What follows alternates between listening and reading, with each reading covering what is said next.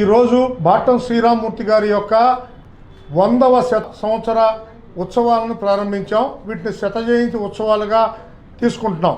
ఈ సందర్భంగా బాటం శ్రీరామ్మూర్తి గారి గురించి చాలామందికి చాలా ఆలోచనలు ఉన్నాయి. వారికి సంబంధించినటువంటి వ్యక్తులందరూ ఈ సంవత్సరంలో క్రోడీకరిస్తాం.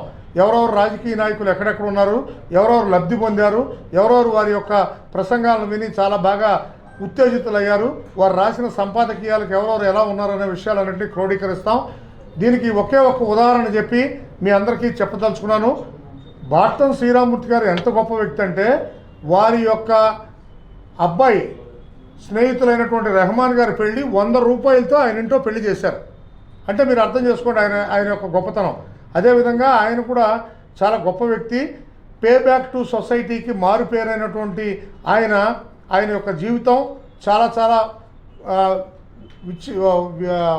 విడదీసిన పుస్తకం లాంటిది. ఆ పుస్తకం అందరికీ చదువుకోవడానికి అవకాశమైన పుస్తకం.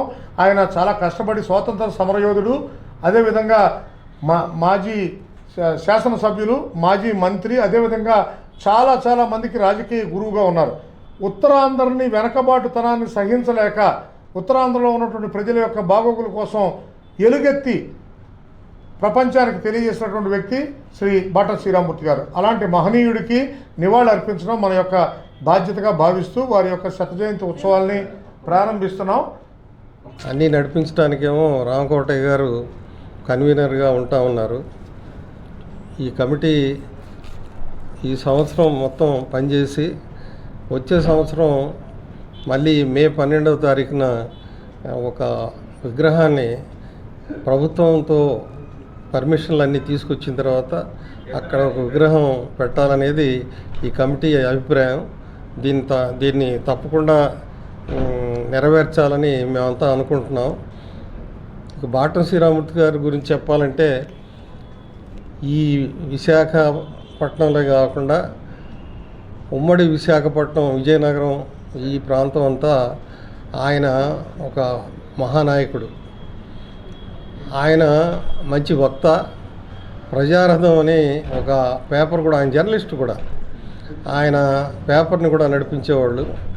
ఆ కాలంలో బాటం శ్రీరామ్మూర్తి గారి అబ్బాయి విద్యాసాగర్, నేను ఒకే ఆంధ్ర మెడికల్ కాలేజ్లో క్లాస్మేట్స్గా ఉండి అప్పటి నుంచి బాటం శ్రీరామ్మూర్తి గారి పొలిటికల్ మొత్తం నేను చూసి నేను ఇన్స్పైర్ అయ్యి నేను రాజకీయాల్లోకి వచ్చాను.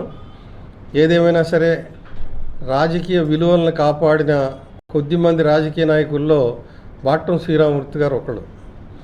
ఆయన మాట్లాడుతుంటే అనర్గళంగా అసెంబ్లీలో చాలా సబ్జెక్ట్ ఉన్న మనిషి ఆయన. మేమంతా అప్పుడు స్టూడెంట్స్గా ఉన్నప్పుడు ఇందిరాగాంధీ గారు కనుక ఈ ప్రాంతానికి వస్తే ఆమెకి ట్రాన్స్లేట్ చేసేది బాటం శ్రీరామ్మూర్తి గారు. బాటం శ్రీరామ్మూర్తి గారి గురించి, ఆయన గొప్పతనం గురించి చెప్పాలంటే ఈ తరం వాళ్ళకి తెలియకపోవచ్చు, కానీ 60 పైబడిన వాళ్ళందరికీ ఆయన ఎటువంటి గొప్ప వ్యక్తో అందరికీ తెలుసు. ఒక విలువలతో ముందుకు వెళ్తూ ఉండేవాళ్ళు. అటువంటి మహనీయుడికి నివాళి అర్పించాలని రామకోటయ్య గారు ఓ ప్రతిపాదన తీసుకొచ్చినప్పుడు మేము అందరం ఇది మంచి కార్యక్రమం అయితే ఒక విగ్రహం పెట్టి నెక్స్ట్ ఇయర్ అది శాశ్వతంగా ఆయనకి నివాళులు అర్పించినట్టు ఉంటుందనేది అందరం ఆమోదించాం. ఈ కార్యక్రమం జయప్రదంగా నడిపించవలసిందిగా పాత్రికేయులందరినీ కోరుతా ఉన్నాం. ఎందుకంటే